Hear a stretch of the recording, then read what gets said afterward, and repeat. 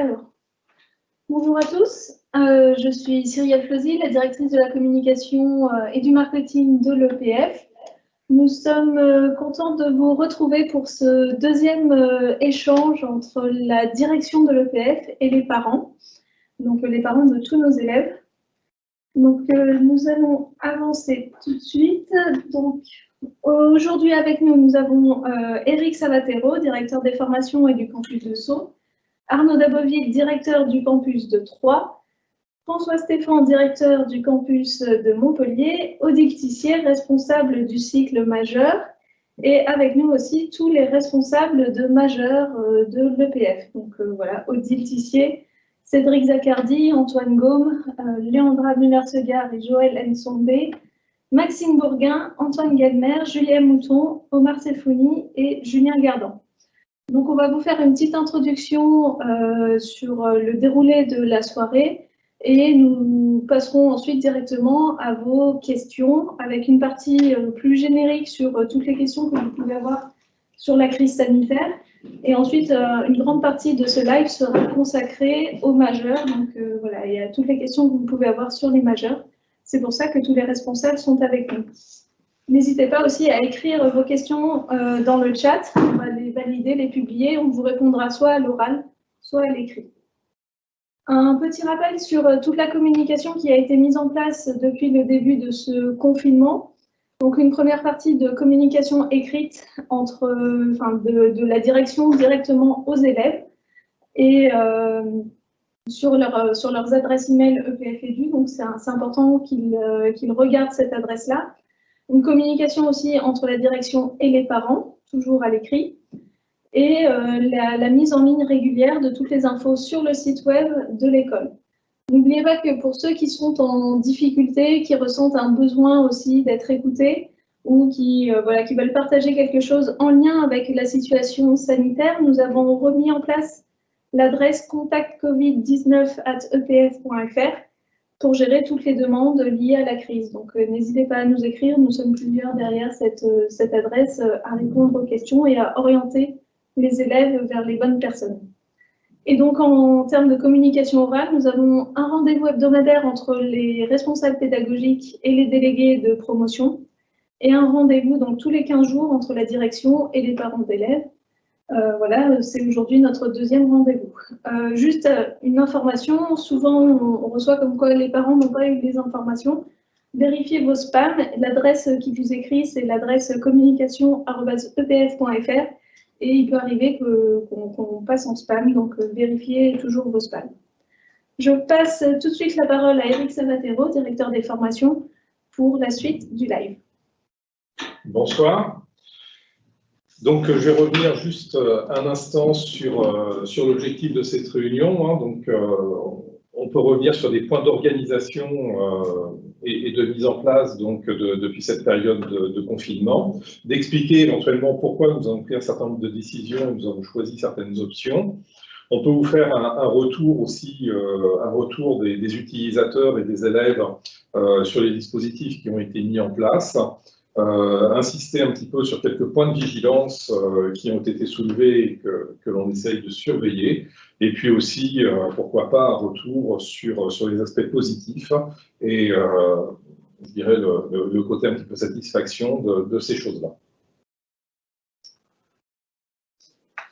Alors, sur la crise sanitaire, je ne vais pas être extrêmement long. Je pense que tout le monde est largement au courant. Donc, sur ce slide, vous retrouvez simplement les grands événements, je dirais, de ce deuxième confinement, avec les annonces du président de la République, les différents aspects pratiques ensuite qui ont été donnés par les différents membres du gouvernement, depuis le Premier ministre jusqu'à la ministre de l'Enseignement supérieur, de la recherche et de l'innovation, les circulaires qui ont été publiés au niveau de notre ministère de tutelle. Voilà, donc ce qui est clair, c'est que notre premier objectif, c'est la sécurité sanitaire. Donc l'idée, c'est d'accompagner le plus efficacement possible les dispositions nationales qui ont été mises en place pour essayer de vaincre ce virus et la chaîne de contamination qui l'accompagne. Donc, différents points pour nos élèves, qui sont bien sûr aussi vos enfants. Donc, en termes de santé, donc contribuer contre la lutte, contribuer, pardon, pour la lutte contre ce virus, donc avec les différents éléments, les apports technologiques pour assurer la continuité pédagogique, avec l'ensemble des investissements qui ont été mis en place et qui fonctionnent bien aujourd'hui. Donc, les différentes situations qui ont été retenues, notamment en termes de partage entre le distanciel et le présentiel. On pourra revenir et on pourra donner quelques explications sur le pourquoi des choses et sur ce qui se passe sur les différents campus. La même chose au niveau des évaluations et pourquoi on a fait un certain nombre de choix au niveau des évaluations. Évidemment, on a des conséquences au niveau de certaines scolarités sur les l'aspect international comme sur l'aspect stage. Et puis, enfin, on pourra revenir, si vous le souhaitez, sur certains éléments comme les risques psychosociaux ou les sentiments qui peuvent être retournés par certains élèves qui sont plus ou moins en difficulté là où ils se trouvent en confinement. Alors, en termes de questions, on va essayer de partager cette séquence qui va faire grosso modo 1 heure. On va dire qu'on consacre une dizaine de minutes à peu près sur la notion de cours à distance et sur les dispositifs qui ont été mis en place. Et puis, à peu près autant sur l'aspect stage et l'aspect international, sachant que ces 2 premiers points ont déjà été évoqués lors de la première réunion, donc il y a 2 semaines. Et je souhaiterais qu'on consacre le plus de temps possible donc, aux majeurs, et aux questions spécifiques de scolarité sur ces majeurs, et ainsi qu'aux questions diverses pour terminer la séance. Voilà. Donc, alors peut-être qu'on peut commencer par quelques questions génériques que l'on a reçues en préparation de cette séquence. Tout à fait, on a reçu donc en amont de la réunion des questions sur les cours à distance notamment, avec une question sur quelles sont les incidences des cours à distance sur la qualité et le statut du diplôme. Alors sur la qualité, je vais redire ce que j'ai dit il y a 15 jours, c'est-à-dire que les cours à distance, malgré tous les efforts que l'on peut faire et tous les efforts que font les enseignants, un cours à distance n'aura jamais la même qualité qu'un cours en présentiel. Ça, il faut en être bien conscient, et il faut que tout le monde en soit bien convaincu. Bon. Ceci étant, on a fait vraiment un maximum de choses, tant en termes d'investissement, je dirais investissement humain des enseignants, investissement matériel au niveau de la fondation et au niveau des dispositifs qui sont mis en place, investissement en termes de formation et d'accompagnement, notamment au niveau de la cellule d'innovation pédagogique numérique, pour accompagner l'ensemble de ces dispositifs. Et je pense vraiment qu'aujourd'hui, on a un dispositif qui fonctionne bien et qui garantit une très bonne qualité au niveau de la pédagogie. Et quand on compare, effectivement, parce qu'on a l'occasion de comparer entre écoles, ce qui se fait, je pense qu'on n'a vraiment pas à rougir des dispositifs qui ont été mis en place et des résultats que l'on obtient. Et d'ailleurs, on en parlera peut-être un petit peu plus tard, mais les retours qu'on a au niveau de nos élèves sont largement satisfaisants. Au niveau de la qualité du diplôme, je crois qu'il ne faut pas avoir d'inquiétude. La qualité du diplôme, essentiellement, elle est intrinsèquement liée, je dirais, à ce que fait l'école et à la façon dont on nous regarde dans les institutions et dans les entreprises qui embauchent les élèves diplômés nous regardent et regardent effectivement la façon dont on travaille. Et de ce point de vue-là, je garantis que vous n'avez aucune inquiétude à avoir. La qualité du diplôme ne sera absolument pas affectée par cette crise. Et voire même, les élèves auront des compétences supplémentaires en utilisation des technologies, justement, qui permettent de travailler à distance, des technologies de travail collaboratif et de toutes ces choses-là. Une question en termes d'organisation, est-ce que la semaine au ski sera travaillée? Alors ça, c'est une question, je ne sais pas si c'est une question de parents d'élèves ou d'élèves d'ailleurs, j'avoue avoir un petit doute. Alors je vais répondre une bonne fois pour toutes sur cet aspect-là. Il y a 2 aspects. Le premier aspect, eh bien, c'est que je ne suis pas vraiment convaincu de la nécessité de convertir cette semaine en semaine de vacances pour se remettre des fêtes de Noël qui peuvent être effectivement extrêmement fatigantes et pour bien préparer les futures vacances de février. Voilà, donc vous comprendrez, je pense, mon point de vue. Le deuxième point de vue que j'ai, c'est que, comme vous l'imaginez, on a des contraintes d'emploi du temps qui sont extrêmement sévères. La période est difficile en termes d'organisation pour tout le monde. Et franchement, perdre une semaine dans le calendrier scolaire, ce ne serait pas habile du tout, quoi. Donc, comme on l'a dit tout à l'heure, on veille à à garder la meilleure qualité pédagogique, la meilleure qualité pour nos formations. Et de ce point de vue-là, bien l'utilisation de cette semaine comme semaine un petit peu de secours, semaine soupape, il n'y a pas à tergiverser. On va l'utiliser comme semaine de formation pour nous aider à garder le meilleur niveau de qualité. Une question sur le campus de Sceaux. Pourquoi le campus n'a pas choisi de rassembler tous les cours en présentiel, comme c'est le cas sur d'autres campus? Tout simplement parce que matériellement, c'est impossible. Sur le campus de Sceaux, on a 3 promotions de plus de 200 élèves pour ne parler que du cycle L. À ça, on a 5 majeurs qui s'ajoutent, plus d'autres formations, formations binationales, des apprentis, etc. Tout ce petit monde-là, rassemblé sur une semaine, même voire sur 2 semaines, c'est matériellement impossible. Donc, on ne pouvait pas faire ça. C'est pour ça qu'on a souhaité garder les séances de TP là où elles étaient placées, les séances de projet là où elles étaient placées. D'autant plus que sur le campus de Sceaux, on a plus de 2 tiers des élèves qui habitent en région parisienne, voire en proche région parisienne par rapport à l'école. Donc ça ne se justifiait pas et de toute façon, c'était matériellement impossible. Et en termes d'organisation, toujours, est-ce que nous sommes impactés par les décisions du rectorat ou du ministère de l'Éducation ou est-ce que nous avons une marge de liberté? Alors les deux, bien sûr nous sommes impactés, il faut avoir conscience que pour pouvoir faire des séances de TP en présentiel, des séances de projet en présentiel, et même des examens en présentiel, on a été obligé de déposer, et ça c'est vrai pour les 3 campus, hein, c'est pas vrai que pour le campus de Sceaux, on a été obligé de déposer auprès des régions académiques et des recteurs des régions académiques la liste des séances, avec le nombre d'élèves maximum par groupe. Donc ça, on l'a fait dès que l'annonce gouvernementale a été réalisée. Et on a obtenu d'ailleurs des réponses extrêmement rapides des 3 régions académiques, validant effectivement les propositions qu'on a faites. Et si on a obtenu ces réponses rapides et favorables, c'est bien parce que nos sollicitations étaient cohérentes, et cohérentes par rapport, je dirais, à l'effort national qu'il y a à faire dans le cadre de cette crise sanitaire. Donc maintenant, ben voilà, on a déclaré effectivement le nombre de séances et notre obligation, c'est de s'y tenir, c'est très clair. Donc la liberté, c'était au niveau effectivement du nombre de séances à déclarer et notre obligation, c'est de se tenir à notre déclaration et de faire effectivement ce qu'on avait annoncé que l'on ferait.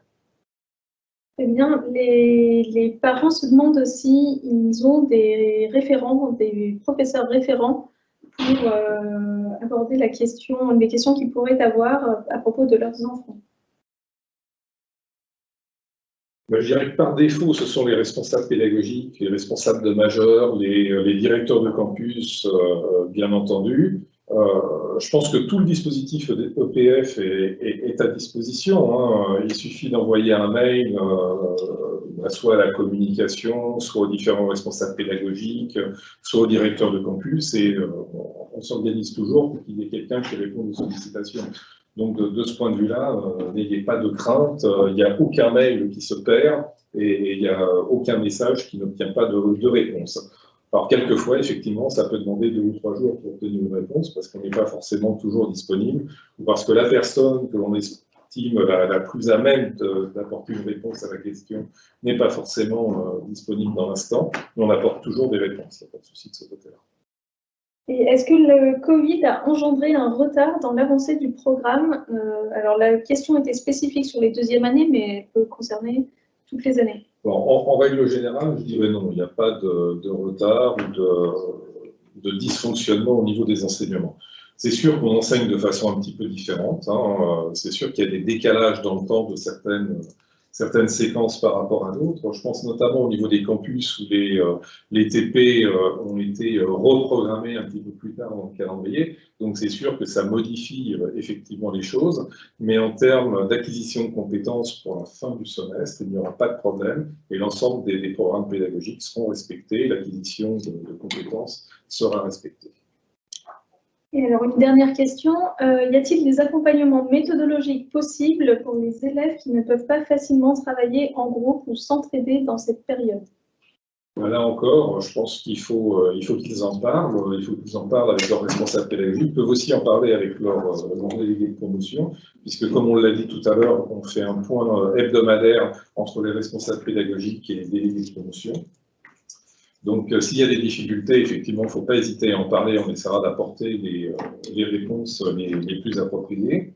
Et puis, si les difficultés sont plus d'ordre psychologique, on va dire, que de méthode de travail ou de problématiques matérielles, on essaiera de mettre en lien également les élèves concernés avec des professionnels sur ces questions-là pour essayer de les aider dans cet épisode qui reste de toute façon difficile.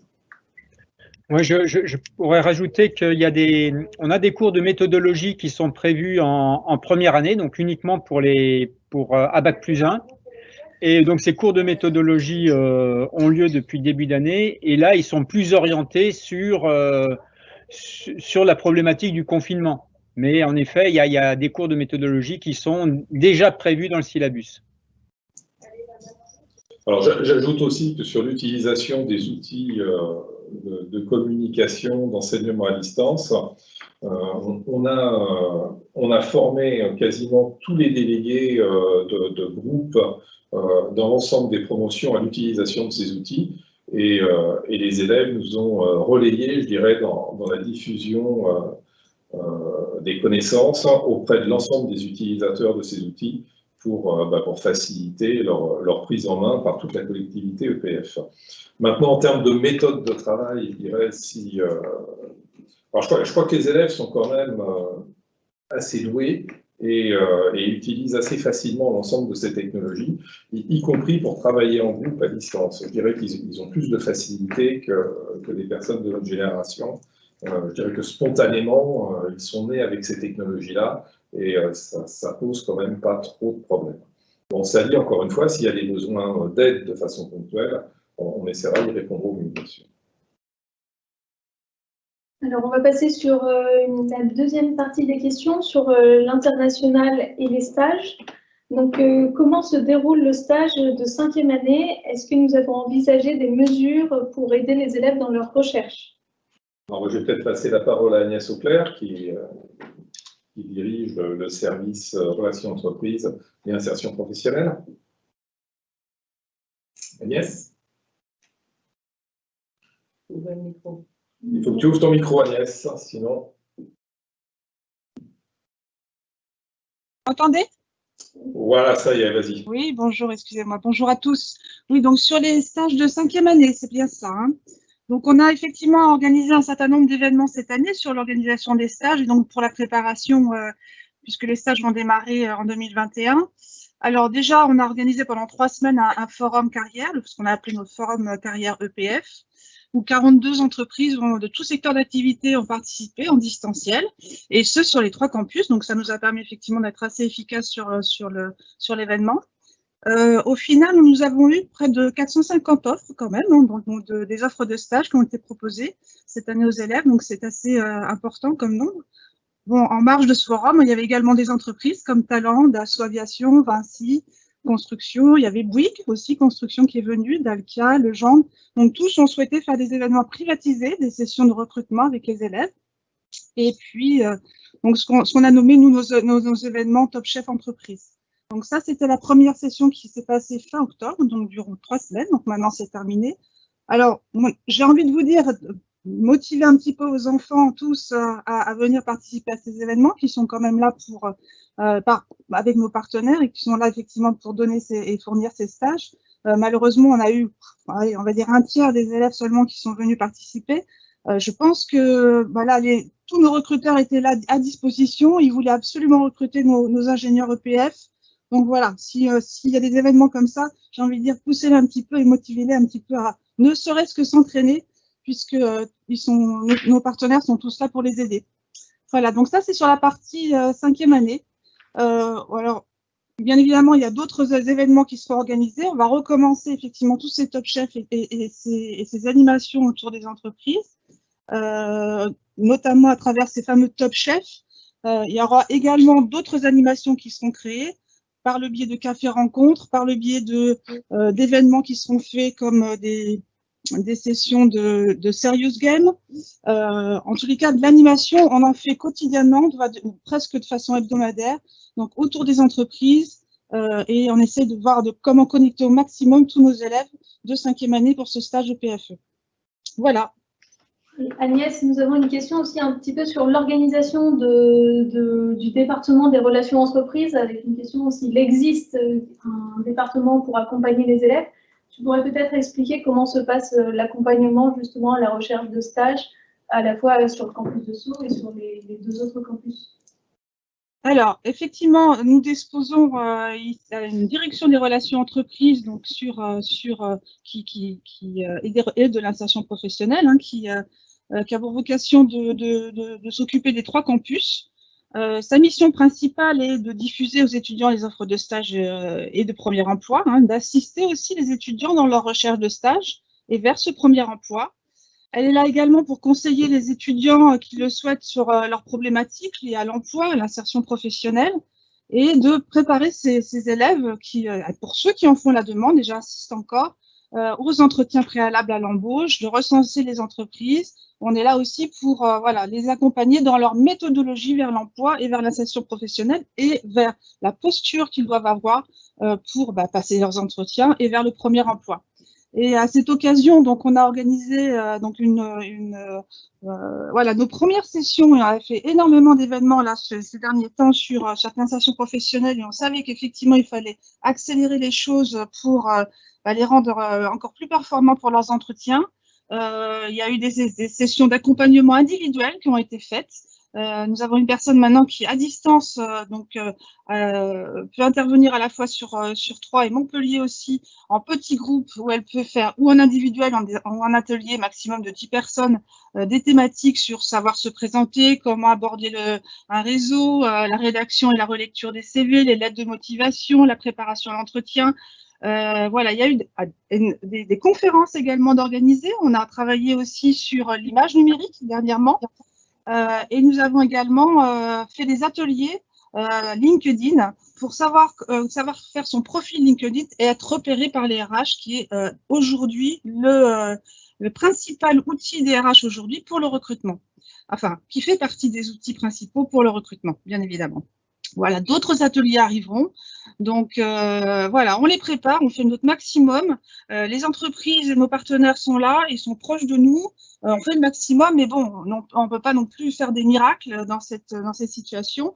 Mais bon, au regard de tout ce qui se passe aujourd'hui, on a bon espoir quand même, puisque finalement, si on regarde et on met bout à bout tout ce qu'on fait aujourd'hui, notamment à travers le Notre Carrière Center, où nous déposons aussi toutes les offres, où nos partenaires déposent toutes les offres de stage, sur l'intranet de l'EPF, on a près de 1000 offres aujourd'hui à disposition pour nos élèves. Donc, bon, on a bon espoir quand même qu'on y arrive, et même dans le secteur aéronautique. Voilà. Donc, encore aujourd'hui, on en a déposé une d'une alumni, et ça, je le souligne aussi, parce qu'il y a peut-être des parents qui sont là aujourd'hui, et je les salue, nos anciens alumni, qui sont là toujours fidèles, et on lance régulièrement des campagnes auprès d'eux.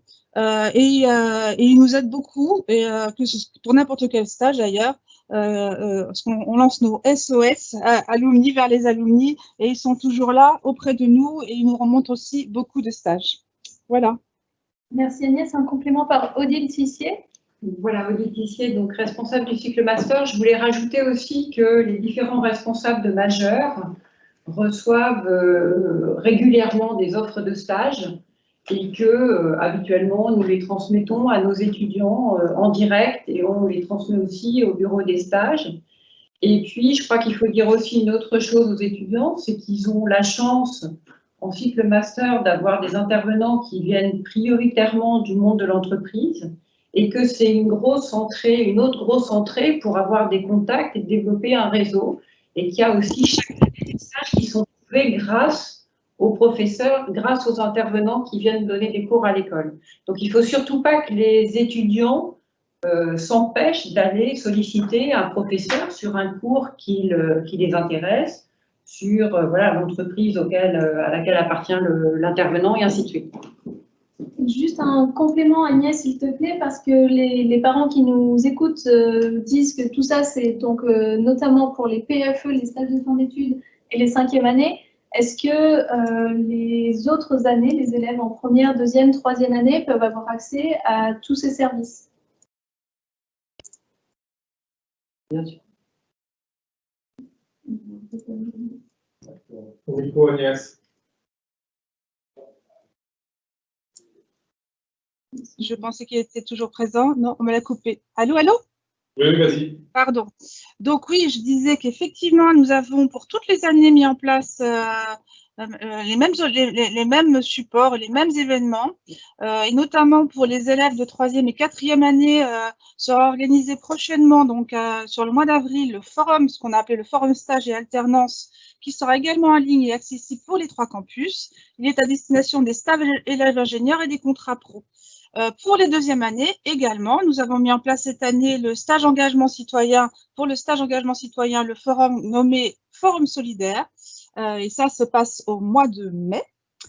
Et je crois que j'ai fait le tour là sur la partie forum. Donc là, typiquement sur la partie précédente, là, sur l'engagement citoyen, l'année dernière, cette année, pardon, nous avons fait venir les associations comme la Ligue contre le cancer, Solidarité Jeunesse, la Banque alimentaire, Personnage, Emmaüs, les Restos du Cœur, l'Ordre de Malte. Voilà, c'est toutes les associations qui habituellement nous ouvrent les portes pour ce stage engagement citoyen et qui sont là pour ce live, comme on fait ce soir finalement, pour rencontrer les élèves et leur fournir les offres de stage. Merci Agnès. Une petite question pour finir sur les stages. Le stage de 5e année est peut-être difficile à trouver en raison de la crise sanitaire. Serait-il possible d'autoriser plusieurs stages au lieu d'un seul de 26 semaines? Non, alors ça, là, on n'a pas le choix. On est dans un contexte qui garantit la qualité de la formation. Et cette qualité de la formation est limitée notamment par la commission des titres d'ingénieur. Enfin, il faut bien avoir en tête que ce stage de dernière année, ce projet de fin d'études, il a pour but de vérifier que l'étudiant ou l'étudiante est en situation de remplir une fonction d'ingénieur. Une fonction d'ingénieur, ça nécessite effectivement de travailler sur un projet, sur un sujet qui va s'écouler pendant un laps de temps minimum, et au sein évidemment de la même entité. Donc du coup, non, il n'est pas possible de scinder, pour ne pas dire de saucissonner, ce stage en plusieurs parties. Alors, je voudrais aussi rajouter que si la situation sanitaire ne s'arrange pas, cette année par exemple, la durée totale de ce PFE, de ce stage de fin d'études, a été raccourcie.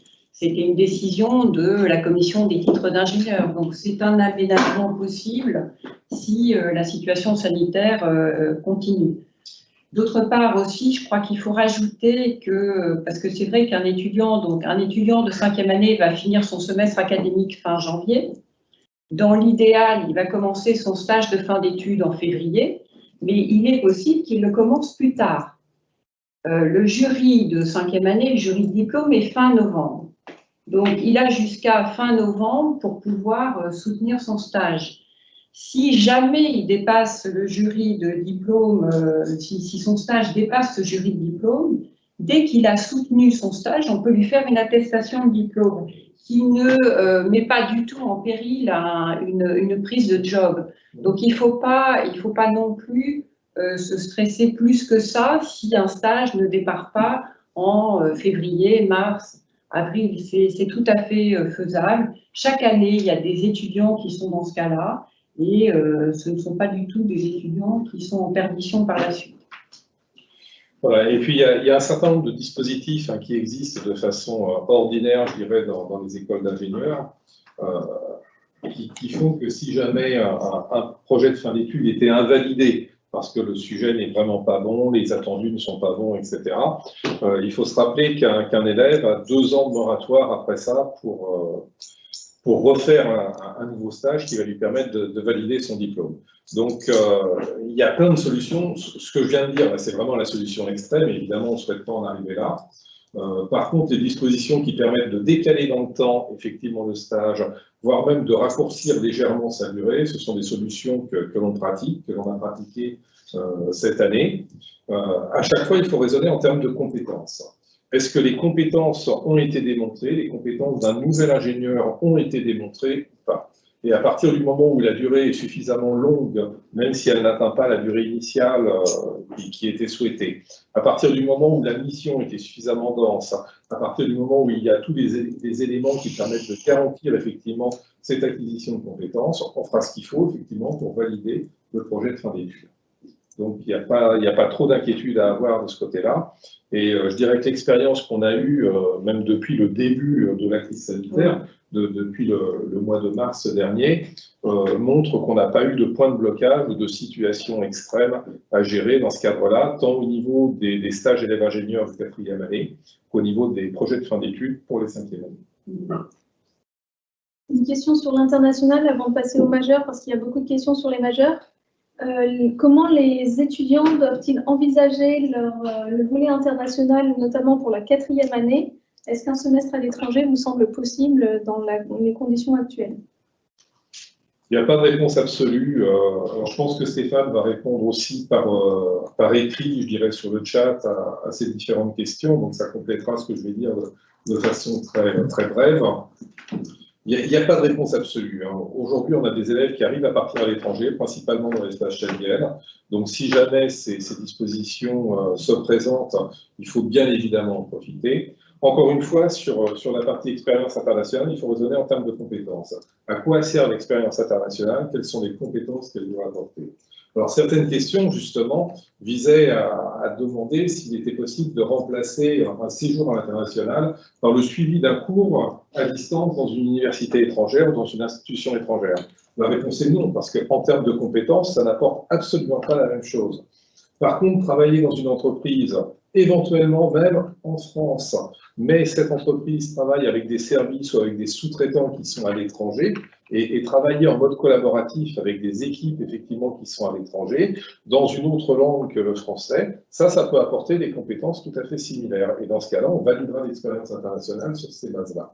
Mais bon, je pense qu'il faut regarder, alors évidemment c'est un petit peu difficile, multiplier par le nombre d'élèves c'est encore plus compliqué, mais on prend le temps de regarder au cas par cas si effectivement il y a eu un apport de compétences qui nous permet de valider l'expérience internationale. Dans tous les cas de figure, il ne faut surtout pas se désespérer et baisser les bras, il faut continuer à chercher. Et preuve en est, quand les étudiants continuent à chercher, la très grande majorité trouve des solutions qui permettent de valider. Et évidemment, on les aide ensemble. Tout à fait, Eric, tout à fait. J'entends et tu as bien dit. Voilà, c'est exactement ça. Je pense qu'on a introduit pas mal de souplesse pour les stages à l'international. Donc, on maintient la mobilité là où elle est possible. Voilà. Et donc, quand elle n'est pas possible, donc il y a la possibilité du télétravail et la possibilité du périmètre international. Donc, les élèves qui sont en stage, mais qui sont dans un périmètre, qui font des activités liées à l'international au sein de l'entreprise, au sein de laboratoire, etc., etc. Et pour les départs de la campagne actuelle qui vont arriver donc en septembre prochain, c'est vrai que c'est difficile de répondre maintenant, mais en tout cas, là où c'est possible, on maintient la mobilité, évidemment avec une orientation plus espace Schengen. Voilà, donc, et quand c'est vraiment pas possible, on trouve des solutions avec l'étudiant au cas par cas et on analyse la situation.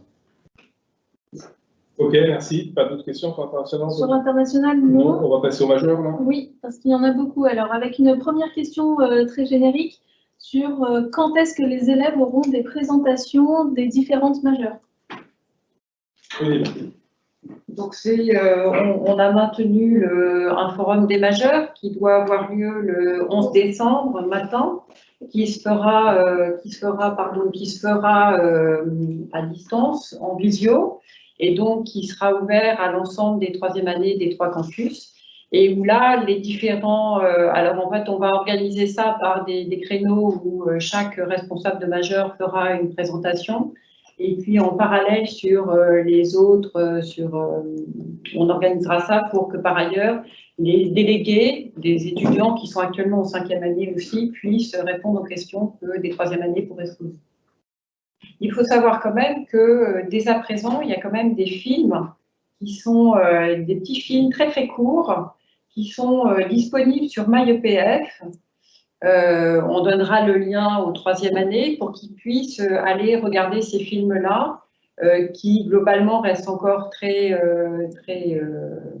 valable et qui explique le contenu de chaque majeur. Donc, chaque responsable de majeur avait fait un petit film pour expliquer le contenu, l'orientation de sa majeure, les projets qui sont faits et qui sont faits, les partenariats universitaires que nous avons, et voilà, un certain nombre de choses que les étudiants peuvent trouver via cette voie-là. Et 2 questions pour le campus de Troyes. Est-ce qu'on peut avoir une présentation du Master ICE et à quelle date un étudiant de 4e année doit y postuler? Et une deuxième question sur le double diplôme ingénierie architecture durable et ingénierie civile architecte avec l'Université de Liège. Est-ce qu'il y aura des présentations de ces majeurs et double diplômes? C'est 3 questions en tout. Oui, bonsoir à toutes et à tous. Merci pour votre question. Pour postuler au Master ICE, c'est plutôt dans la période du mois de mars, donc mars 2021. Donc ça se passe, juste envoyer un mail pour envoyer votre candidature afin d'organiser un entretien par téléphonique ou par Teams. Ensuite, pour les présentations, donc comme le disait Madame Odile Tissier, donc il y a des vidéos disponibles sur le portail de l'EPF. Mais par exemple, lundi prochain, je fais une présentation devant 4 étudiants intéressés de 4e année déjà sur le Master ICE. Donc progressivement, si vous m'envoyez un mail, je peux aussi organiser des présentations en petits groupes afin de vous présenter les objectifs et la configuration du Master ICE à Troyes. En ce qui concerne... Oui. Juste un instant, je précise, donc la personne qui vient de parler, c'est Julien Gardan, c'est le responsable du Master ICE. Et donc, pour lui envoyer un mail, c'est pas compliqué, hein, c'est prénom.nom@epf.fr, donc julien.gardan@epf.fr, n'hésitez pas. Merci Eric. Sefouni, le responsable de la majeure ingénierie architecture durable. Me concernant, donc, ce double diplôme, ça a été signé cette année, donc cet été-là. Et ce sera la première version, donc ce sera le premier partenariat cette année. Ça a été envoyé une présentation par le service international à tous les 3e années l'année dernière sur le déroulement de ce double diplôme.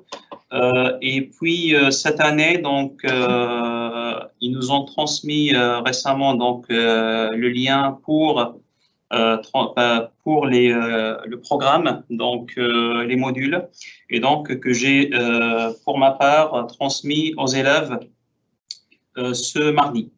Bien évidemment, c'est à titre indicatif, donc ce programme-là, c'est-à-dire pour qu'ils savent qu'est-ce qui les attend plus tard, puisque ce double diplôme, donc le programme de leur première année à Liège, à l'Université de Liège, il est déjà prédéfini donc par l'Université de Liège, et donc il n'y aura pas un choix de cours à faire et donc pas de liste de cours à valider par le responsable de la majeure. Donc j'en ai reçu des questions là-dessus, donc j'ai répondu, j'ai même envoyé une précision à toute la promo par rapport au choix de module. Voilà. Mais évidemment, tout en restant ouvert à toutes les questions, si nécessaire, même des entretiens individuels pour les élèves qui le souhaitent. J'en ai déjà fait donc avec quelques-uns. Très bien. Une question générique sur comment se fait la sélection dans les majeurs et est-ce qu'il est possible qu'à cause de quotas, les élèves ne puissent pas avoir la majeure de leur choix? Alors, les étudiants de 3e année, donc suite aux différentes présentations qu'on va leur faire sur les majeurs, les étudiants de 3e année sont invités en février-mars. On leur soumet un questionnaire pour leur demander les 3 premiers choix, comment ils organisent leur choix de majeur pour que nous puissions avoir une première image de la répartition de la promotion sur les différentes majeures. Et puis les choix définitifs, on leur demande leur choix définitif en mai-juin. Alors comment se font les répartitions si arbitrage il doit y avoir? Ça va être dans un premier temps sur les résultats académiques, mais aussi bien sûr sur la motivation des étudiants. Maintenant, je voudrais aussi que vous ne vous inquiétez pas trop, parce que depuis qu'on a mis en place ce système de majeur, les étudiants ont toujours obtenu leur premier choix. Ça, je pense qu'il faut le répéter, hein, c'est-à-dire qu'on a plus de place effectivement sur l'ensemble des majeurs que nous avons d'étudiants en troisième année. Ce qui nous permet d'avoir un dispositif qui nous permet et qui nous a permis au cours des dernières années et depuis que les majeurs existent, hein, d'offrir le premier vœu à tous les étudiants. Voilà. Donc, pour l'instant, on n'a jamais eu de soucis de ce Voilà, côté-là. on n'a jamais eu de soucis et même si une année on a eu un petit débordement sur une majeure, on a su le gérer et on a accepté ce petit sureffectif et on a su le gérer. Donc, je crois qu'il ne faut pas qu'il y ait d'inquiétude sur ce point-là. Voilà. Alors, bon, maintenant, je voudrais quand même dire que ces majeures, elles sont là pour donner une coloration, effectivement, et pour apporter un premier secteur d'application, un premier secteur d'activité à un élève qui va prochainement sortir de l'école. Mais je dirais que la formation en termes de compétences, pour les 8 majeurs, elle est quand même assez équivalente. Et de toute façon, tout élève ingénieur qui sort de l'école va avoir un diplôme d'ingénieur généraliste. Et ce n'est pas parce qu'il aura fait tel ou tel majeur en 4e et en 5e année qu'il sera obligé de se cantonner à ce secteur d'application pendant les 40 ans de sa vie professionnelle.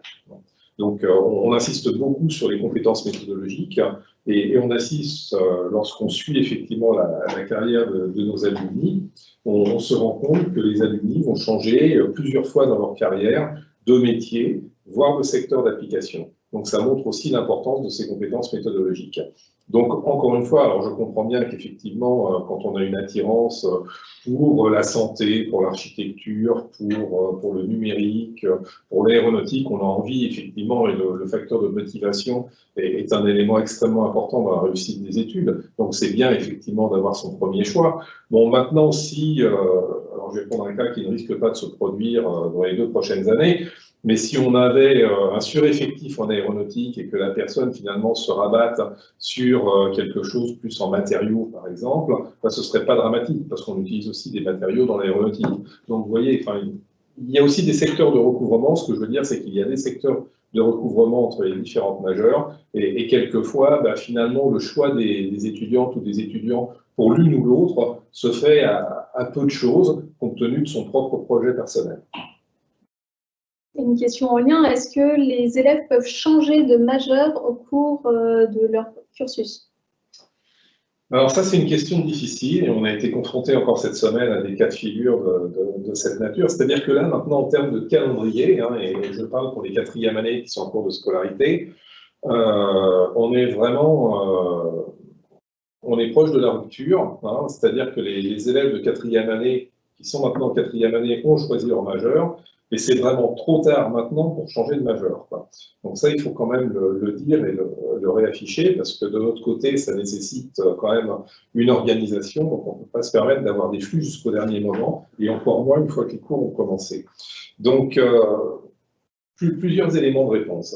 Le premier élément, c'est que quand on a choisi effectivement une majeure et quand on a commencé sa scolarité dans la majeure, non, ben là c'est trop tard et il faut aller jusqu'au bout. Il faut aller jusqu'au bout du cycle, sinon ça manque de cohérence et ça pose un vrai problème. La deuxième chose, c'est qu'avant effectivement qu'on entre en scolarité, c'est-à-dire pendant la période finalement, on va dire quoi, allez, septembre, octobre au grand maximum, on accepte encore, je dirais, c'est ce qu'on appelle le droit au remords, quoi. Voilà, donc on a des élèves qui se disent, ah bah finalement, j'ai continué ma réflexion et je vais changer. Donc généralement, on accède à leur demande. Évidemment, il ne faut pas que ce soit un nombre trop important de demandes de cette nature, mais encore en septembre-octobre, on accepte. Passé le mois d'octobre, ça commence à devenir extrêmement compliqué, hein, et plus on va s'approcher du début des cours, plus ça va devenir, je veux dire, quasiment impossible. Voilà. Bon, c'est là où il faut se rappeler plusieurs choses. Déjà, ce que j'ai dit tout à l'heure, c'est-à dire que le choix de la majeure va donner une orientation, mais ça ne va pas graver dans le marbre l'orientation professionnelle de l'élève pour ses 40 ans de vie professionnelle. Et puis la deuxième chose, j'insiste un petit peu là-dessus quand même, l'un des premiers apprentissages de la vie professionnelle, et je dirais même de la vie en général, c'est que quand on fait un choix, il faut réfléchir aux conséquences de ce choix, et à un moment donné, il faut assumer ses choix. Voilà. Donc, effectivement, le choix de majeur, ce n'est pas un choix qu'on fait à la légère, il faut qu'il soit argumenté, il faut qu'il soit réfléchi. Et puis, il y a un moment donné où on se dit, ben voilà, j'ai fait ce choix-là, et on y va. Alors, je crois qu'il faut peut-être rajouter et dire aux troisième année que qu'ils sont à l'école, qu'ils ont toute possibilité pour envoyer des mails aux différents responsables de majeurs, que on peut leur donner des coordonnées d'anciens dans les différentes majeures pour qu'il y ait des témoignages. Enfin, je crois qu'il faut profiter de la troisième année pour poser toutes les questions. Alors bon, là, en journée porte ouverte, habituellement, on est dans les locaux et les troisième années peuvent aussi venir nous rencontrer les étudiants qui sont avec nous. Cette année, les journées portes ouvertes vont être à distance, donc ça sera peut-être beaucoup moins facile. Mais surtout, qu'ils n'hésitent pas. Quand ils sont sur un campus, ça n'est pas compliqué d'aller voir au moins les responsables de majeurs qui sont sur le même campus. Oui, et puis ils peuvent demander aux responsables de majeurs des coordonnées d'élèves qui sont en scolarité en quatrième et cinquième année. Et ça, on le fait couramment, où on met en contact des élèves de troisième année avec des élèves qui sont en scolarité dans certaines majeures, pour qu'ils aient le retour d'étudiants qui suivent en ce moment les majeurs concernés. En fait, c'est un peu toujours la même chose, il faut surtout anticiper.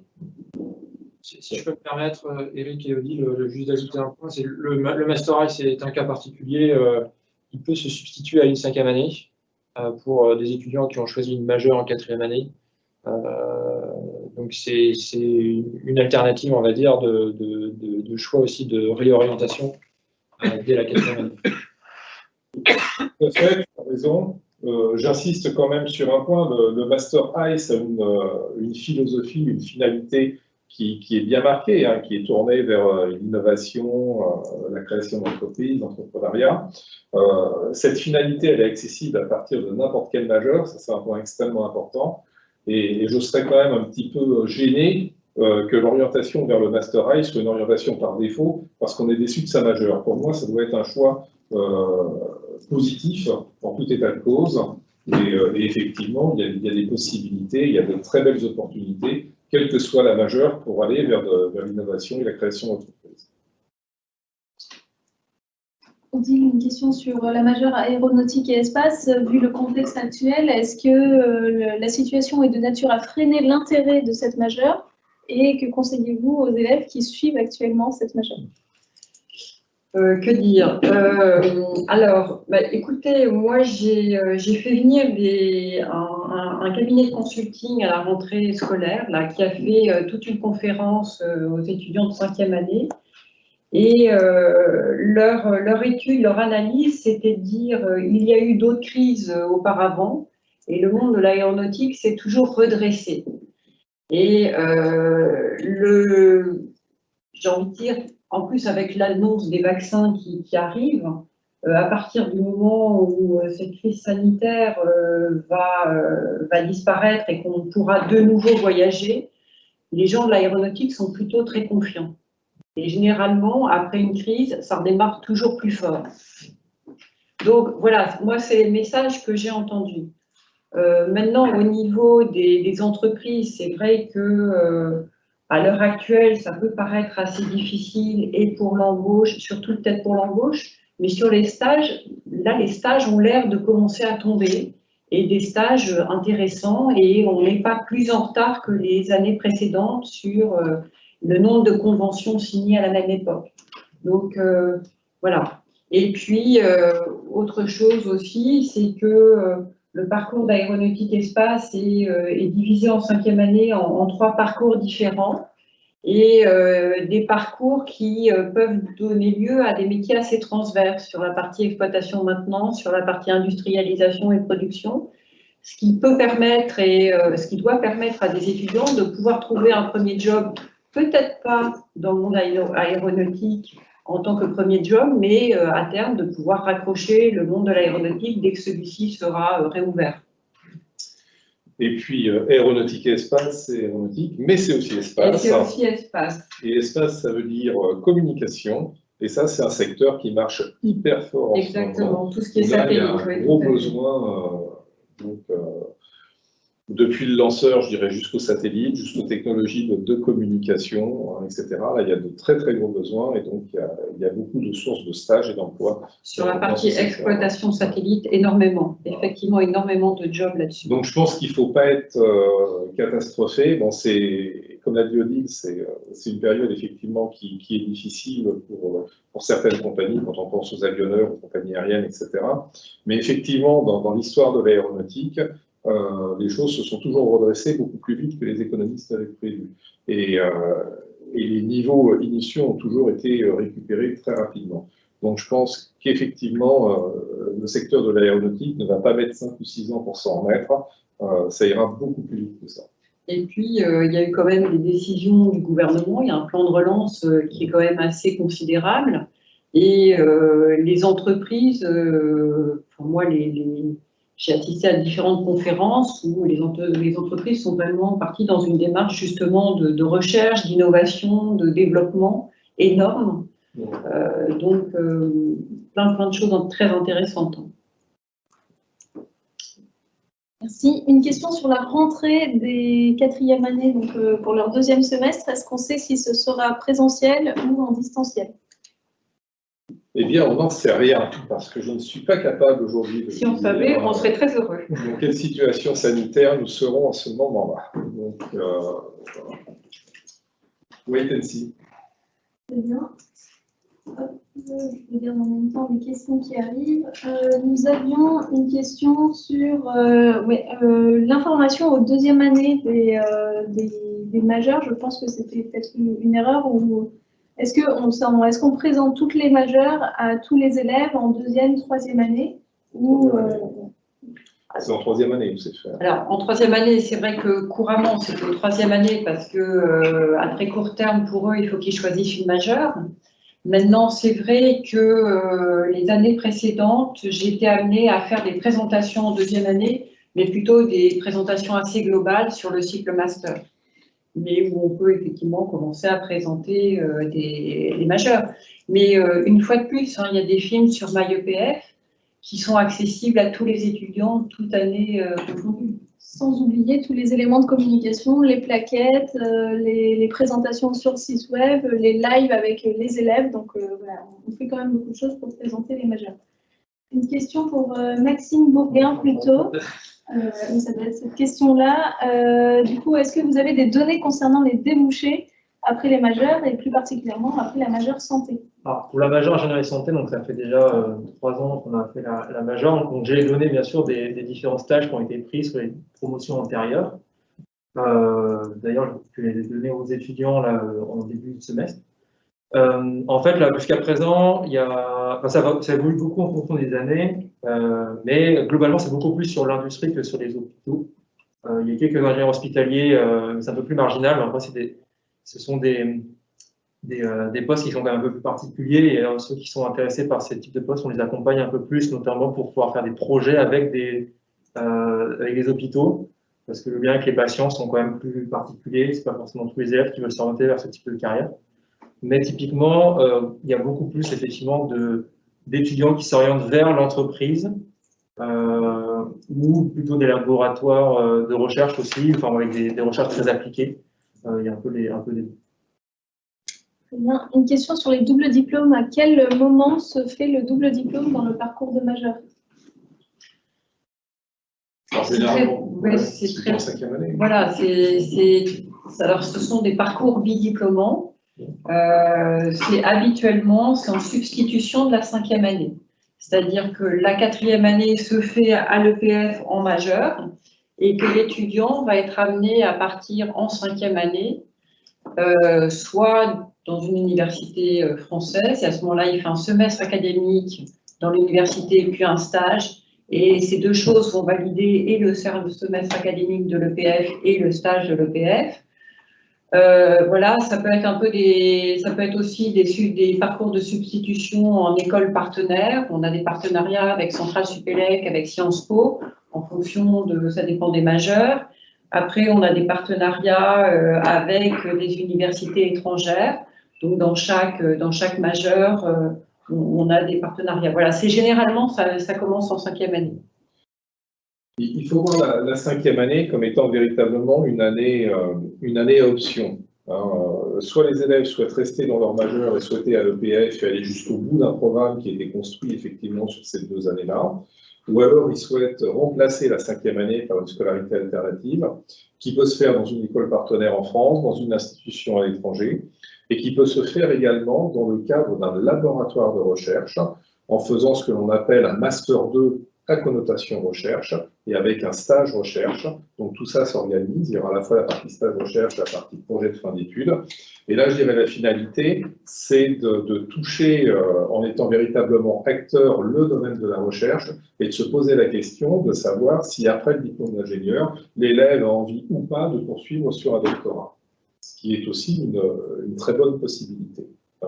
Donc, dans chaque majeur, on a identifié des masters recherche qui sont appropriés et qui permettent de poursuivre dans la thématique de la majeure en question et qui permettent de s'orienter, si le choix est confirmé, vers de la recherche. Donc ça, encore une fois, chaque responsable de majeur est capable de donner effectivement à la fois les établissements partenaires avec lesquels on travaille, et puis d'autre part les masters scientifiques, les masters de recherche sur lesquels effectivement on peut orienter nos étudiants. Je voudrais rajouter une chose au niveau de la candidature pour ces programmes-là. Souvent, donc pour les programmes de substitution de parcours donc diplômants à l'étranger, les candidatures se font souvent à l'automne, c'est-à-dire en ce moment. Par contre, pour tous les substitutions en établissement en France, voire aussi d'autres parcours un peu à l'étranger, ça va être surtout en début de S8, c'est-à-dire juste après la rentrée de 4e année, où là, on va donner les informations aux étudiants. À ce moment-là, il y aura pas mal de présentations et les choix, les premières candidatures se feront à partir de février, mars et ainsi de suite. Une question en lien avec le TOEIC. Alors, je ne suis pas sûre si c'est en 3e ou en 4e année, mais le passage de TOEIC n'a pas été réalisé en début d'année, ce qui pose des problèmes pour les inscriptions dans les universités qui demandent un niveau minimum. Oui, alors en fait, je n'ai pas très bien compris aussi cette question parce qu'effectivement, le TOEIC se fait généralement en 4e année et au printemps. Du fait du confinement, du dernier confinement, le TOEIC n'a pas eu lieu au printemps et donc il a eu lieu pour l'ensemble des 5e années le 3 octobre. Et pour ceux qui avaient raté, qui ne pouvaient pas passer cette session-là, je crois qu'il y en a une autre la semaine prochaine, je crois, quelque chose comme ça. Donc, alors peut-être que, oui, ça m'étonne, je ne comprends pas en quoi ça peut gêner des candidatures, parce qu'habituellement… Présenter un niveau. Oui, voilà, bon, bref. Mais on peut aussi candidater à des parcours et puis passer le TOEIC après. Enfin, je veux dire, on a toujours, généralement, on a un peu de latitude. Alors, sur les doubles diplômes, est-ce qu'il y a une liste des établissements partenaires pour partir en double diplôme et quand se font les candidatures? Tu as déjà répondu. Oui. Dans la liste, je crois qu'on a répondu. La réponse, c'est oui. Et pour ça, je renvoie auprès de chaque responsable de majeur. Et puis les candidatures, tu as répondu effectivement en termes de calendrier. Et alors juste concernant donc les doubles diplômes à l'international, donc tous les doubles diplômes sont listés sur la page MyEPF, donc l'intranet de l'EPF, donc les élèves peuvent tout à fait les trouver sur leur page MyEPF. Voilà. Merci Stéphane. Quel est le pourcentage de 5e année en double diplôme de nos élèves en double diplôme? De manière générale. J'en ai aucune idée comme ça, moi je dirais de l'ordre de 15% à peu près. Non 15%, et encore je ne suis pas sûr. Enfin, 15% à mon avis c'est un chiffre minimum, c'est-à-dire que je ne suis pas sûr que dans ces 15% on compte les élèves qui sont en master recherche. Je m'appelle un petit peu plus. Et est-ce que nous en avons en double diplôme avec Centrale Supélec? Oui, bien sûr. Oui. Oui, bien sûr. C'est un des plus vieux partenariats qu'on a. En aéro, je sais qu'il y en a 2, mais ils sont plus que 2, mais les autres, je ne les ai plus forcément en tête. Mais oui, tout à fait, il y en a chaque année. On travaille sur un Emilienne tous les ans. Et tu en as 1 ou 2 chez toi? Une cette année, 2 l'année dernière. Oui, c'est ça. Et toi aussi? Bon, ben, il y en a déjà au moins 4. Donc 2 en aéro, une en mine, une en ingénierie numérique, une en structure et matériaux et une en ingénierie santé. Oui, c'est vrai. Donc voilà, il y en a au moins 5 cette année. Voilà, donc, Et il y en a sûrement qui viennent d'énergie et environnement. Tout à fait, oui. Et enfin, Centrale Supélec fait partie des écoles avec lesquelles on travaille depuis très longtemps. Vous savez qu'on recrute sur le concours le concours post-classe prépa sur le concours justement de Centrale Supélec. On a de très très bonnes relations avec eux et en plus de ça, il y a une facilité géographique, puisqu'entre Sceaux et Saclay, finalement, c'est pas trop compliqué.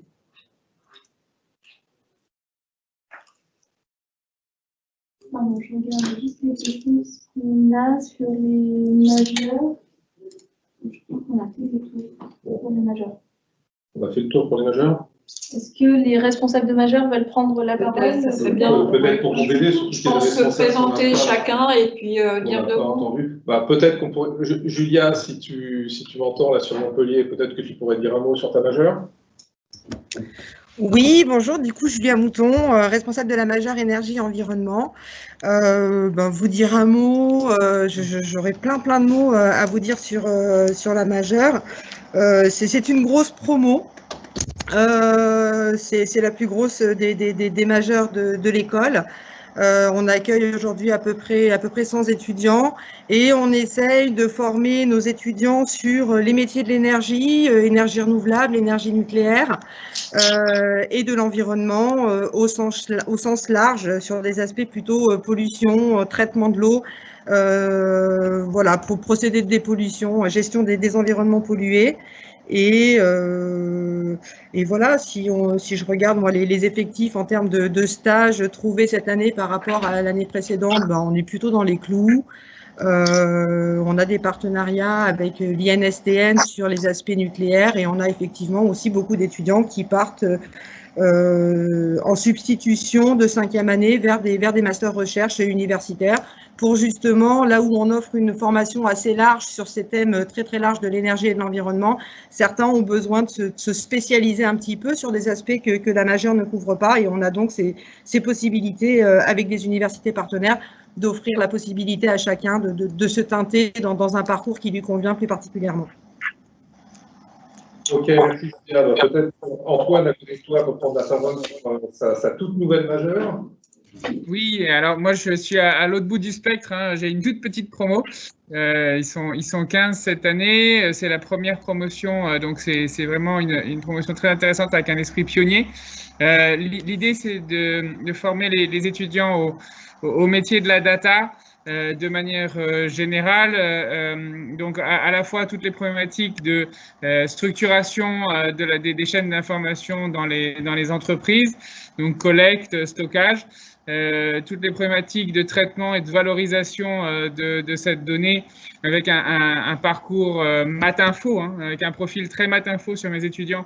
Donc à la fois beaucoup de statistiques et tous les outils mathématiques qui permettent non seulement d'utiliser les outils informatiques aujourd'hui qui existent pour traiter la donnée, mais comprendre ce qui se passe derrière, comprendre les modèles, l'implication de tout ça, c'est-à-dire avoir un résultat, mais pouvoir justifier pourquoi est-ce que ce résultat est cohérent et important.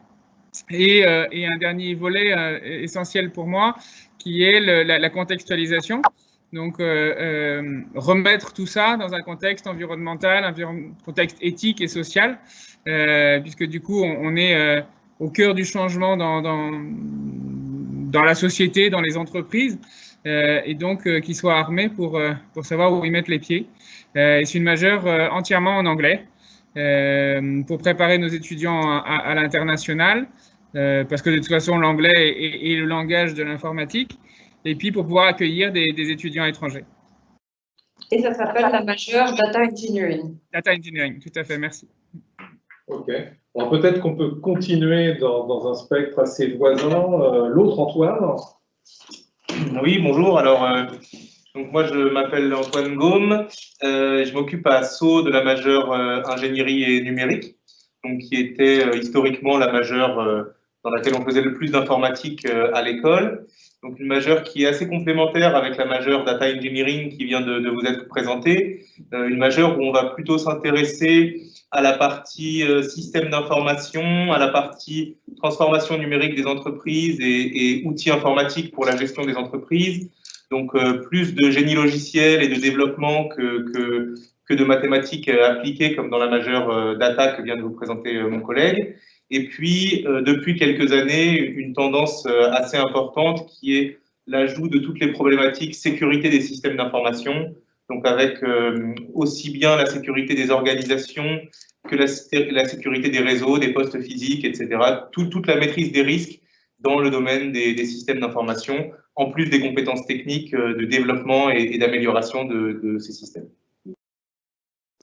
Ok, alors qui n'a-t-on pas entendu au niveau des majeurs? Cédric, je ne crois pas qu'on t'ait entendu sur la majeure structure et matériaux. Oui, merci, bonsoir à tous. Donc Cédric Zaccardi, co-responsable de la majeure structure et matériaux avec Madame Auclair. Moi, je voulais surtout rassurer les parents qui pourraient se poser des questions sur le débouché, y compris dans le domaine du transport ou dans le génie civil, et les rassurer dans le bon sens. On a encore beaucoup d'offres qui tombent dans le génie civil, notamment grâce aux alumni de l'école.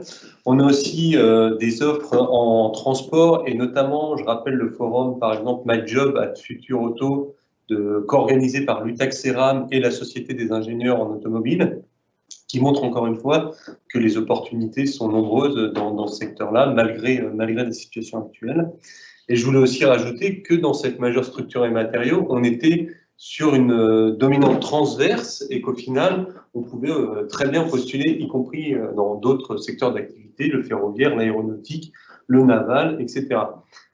Comme on l'a dit tout à l'heure, profiter des intervenants majoritairement professionnels qui interviennent dans la majeure, ça c'est quand même une première source de construction d'un réseau professionnel. Et enfin, je dirais aussi que la majeure structure et matériaux, historiquement, produit beaucoup de docteurs à l'école. Et cette année, la promo sortante, la P 2020, je crois qu'on en a déjà 4 avec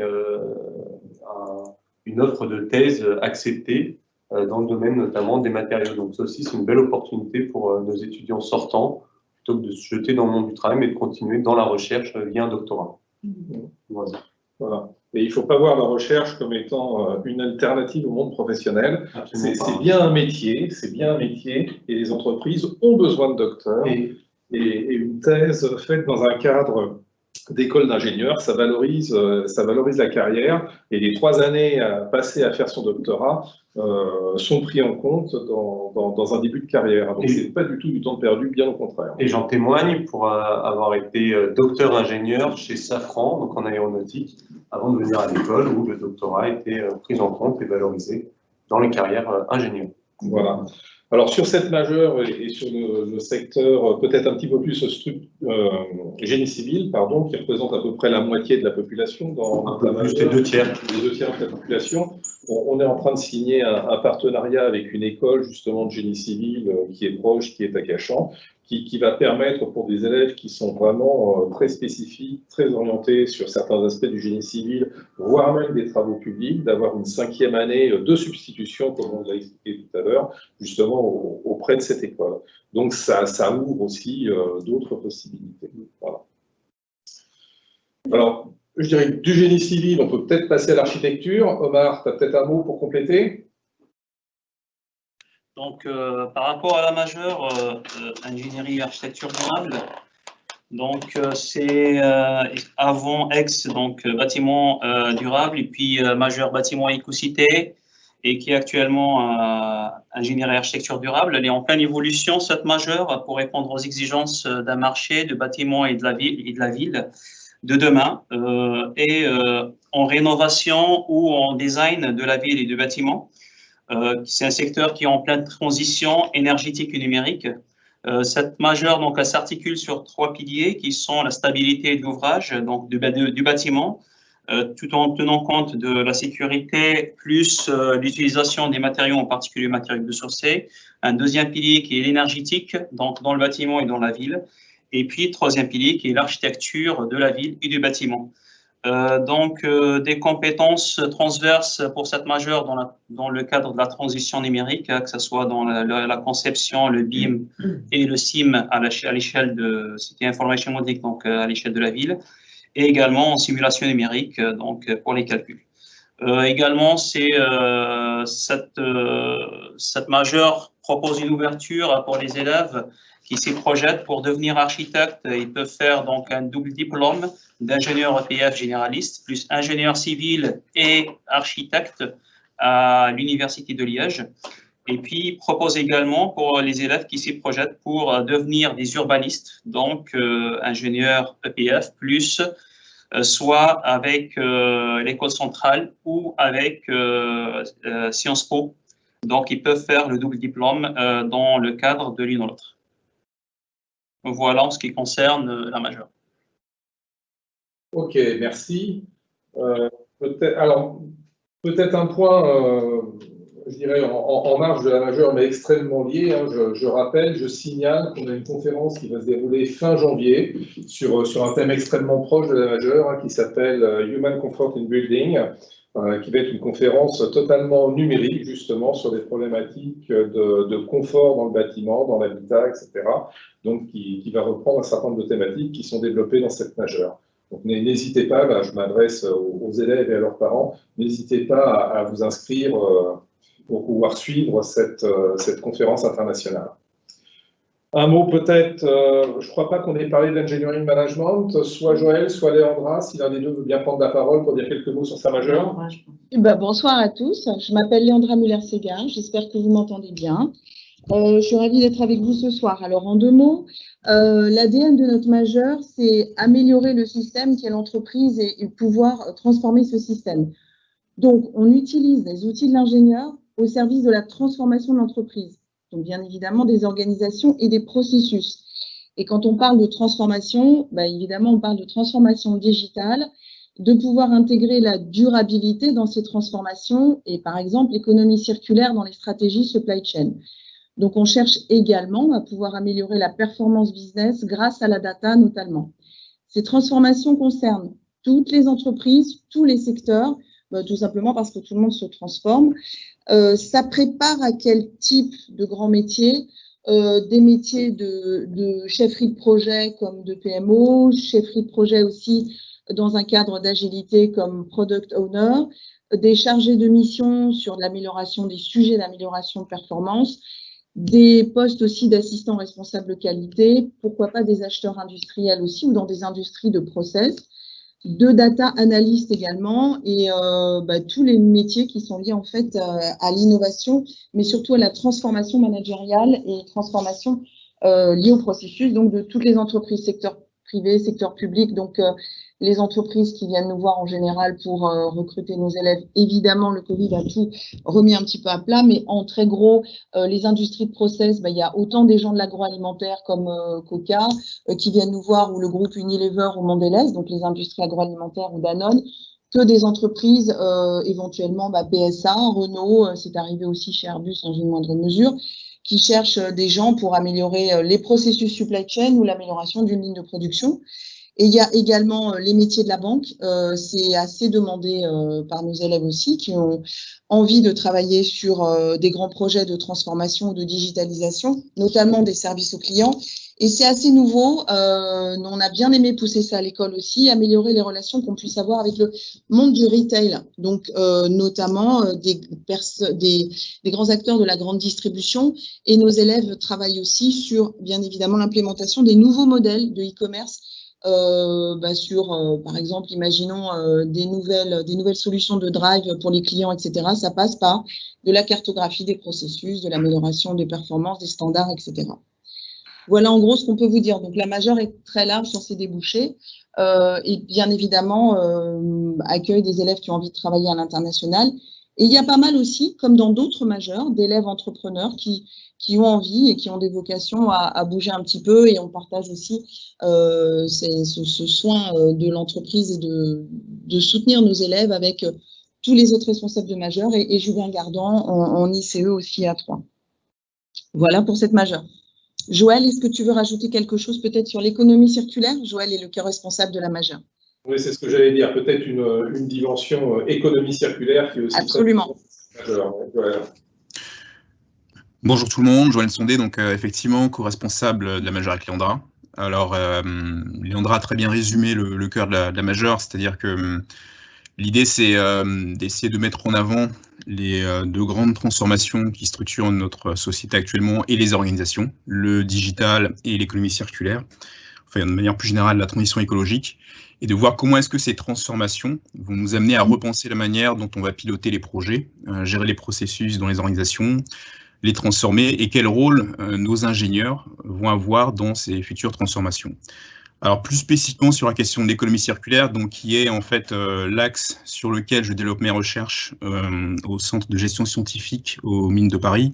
L'idée, c'est vraiment d'essayer de travailler sur des approches d'éco-conception, les nouveaux business models qui se développent, et de voir comment est-ce qu'on va de plus en plus intégrer les problématiques de rareté de ressources dans tous les processus qui vont donc de la conception des produits à la fabrication et jusqu'à la gestion de la fin de vie.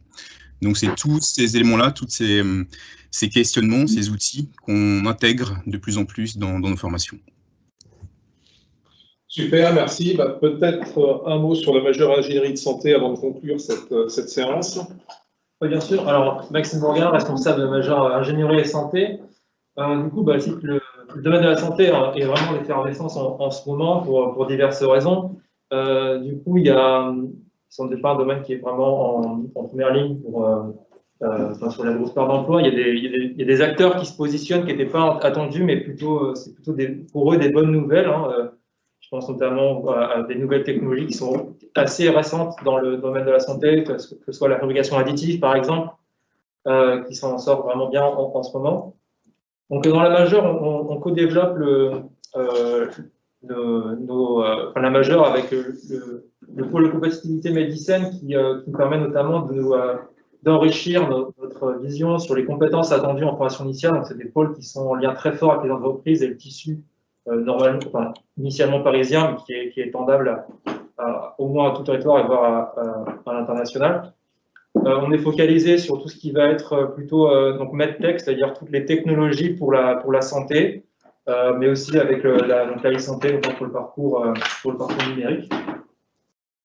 Les étudiants jusqu'à présent sont plutôt orientés vers des métiers type soit chef de projet, ingénieur R&D, ingénieur d'application, ingénieur de recherche, plus récemment ingénieur hospitalier, et avec là, cette année, notre premier exemple d'étudiants qui font une passerelle vers médecine. On a notamment un partenariat avec l'université Versailles-Saint-Quentin en Yvelines qui se développe. On a donc un certain nombre de partenaires, donc que ce soit côté entreprise, PME, start-up, mais aussi grands groupes, des partenaires aussi hospitaliers. On travaille pas mal avec la PHP, l'hôpital de Garches, et aussi donc des partenaires plutôt universitaires ou laboratoires de recherche, par exemple l'Institut de mécanique humaine Georges Charpak ou le CERAC, plutôt axé sur les thématiques du handicap. Et puis donc une différence qu'il y a aussi dans la majeure ingénierie santé, c'est qu'on a un lien assez fort avec des enseignants étrangers, et en fait on a réussi à trouver des moyens pour les faire intervenir malgré les différentes complications que peuvent avoir les fermetures de frontières dans les différents pays. Mais on a du coup réussi, avec les outils qu'on a pu mettre en place, à trouver des moyens de les faire intervenir malgré tout. Donc on est plutôt content d'avoir réussi à trouver une bonne entente. Ok, merci. Je crois qu'il y a deux questions. Une question pour Julia sur la majeure énergie et environnement. Est-ce qu'il y a un fort aspect écologique? Alors, j'étais en train de répondre du coup. Non, pour le coup, aujourd'hui, tel que la formation est montée, les aspects écologie ne sont absolument pas traités dans la formation. Mais je garde espoir de pouvoir introduire ces aspects-là un jour via plus d'optionnels. Et du coup, quand on parlait tout à l'heure des étudiants qui vont souvent faire un S9, donc leur semestre académique de 5e année au sein d'un master partenaire, c'est typiquement assez souvent sur ces thématiques-là. Quand un étudiant se découvre une sensibilité pour ces thématiques-là, il va se donner la possibilité d'accéder à des métiers dans ces thématiques-là en allant faire un master dans une université partenaire qui va proposer un parcours plus axé sur les thématiques de l'écologie de façon à pouvoir rebondir en cohérence sur son projet professionnel. Alors, je me permettrai surtout pas de te contredire, Julia, tu me connais. Cela dit, dans ta majeure, on s'intéresse quand même quasiment exclusivement aux énergies décarbonées, pas quasiment, on s'intéresse exclusivement aux énergies décarbonées, ce qui est quand même une vision de l'écologie, hein. Tu confirmes, je pense. Oui, mais je pense que ce qui est sous-entendu dans l'aspect écologie là, c'est plus l'interaction avec le vivant, l'intégration du vivant dans son écosystème, enfin, et nous, notre interaction avec le vivant. Enfin, c'est comme ça que j'ai interprété le terme écologie. D'accord. Un côté plus bio, on va dire. C'est ça. D'accord. Alors effectivement, là, on a des partenariats qui nous permettent, pour les élèves qui sont attirés par ces aspects, de leur proposer des cursus. Tout à fait. Une autre question, peut-être, Salia? Oui, quels sont les majeurs en anglais? Alors, il y a des majeurs qui sont, enfin, on devrait plutôt parler de cursus en anglais. Hein. Alors bon, la majeure Data Engineering, il n'y a pas photo, elle est totalement en anglais. Bon, au sein de la... Antoine, tu confirmes Ah oui, Data Engineering, pardon. Data Engineering. Data Engineering, complètement en anglais, et il me semble MM aussi, Engineering Management. Je confirme, Engineering Management totalement en anglais. Et si Eric, tu me l'autorises, je voudrais ajouter quelque chose sur la majeure, et je pense que ça concerne toutes les majeures parce que ce sont les valeurs de l'école. Nous mettons en avant beaucoup l'éthique sur le choix des parcours, dans nos use cases et dans les projets sur lesquels on travaille. Et on travaille sur de la data. Julia parlait d'environnement il y a 2 petites minutes, de l'écologie. Joël Nsondé, tout à l'heure, mon collègue, parlait d'économie circulaire.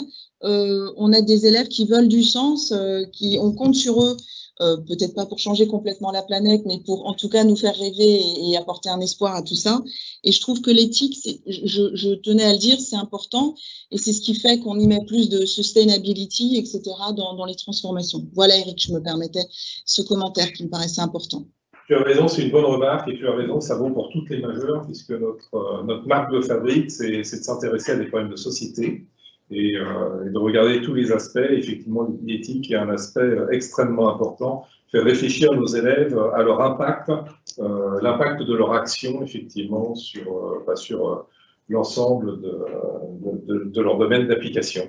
Alors, pour revenir à la question sur l'anglais, à côté de ces 2 majeurs où, effectivement, la quasi-totalité, pour ne pas dire la totalité de la formation se déroule en langue anglaise, sur l'ensemble des autres majeurs, il existe au moins un parcours en langue anglaise. C'est-à-dire qu'on ne sera pas sur l'intégralité, mais il y a de quoi faire un parcours en langue anglaise, effectivement, dans chacune des autres majeures.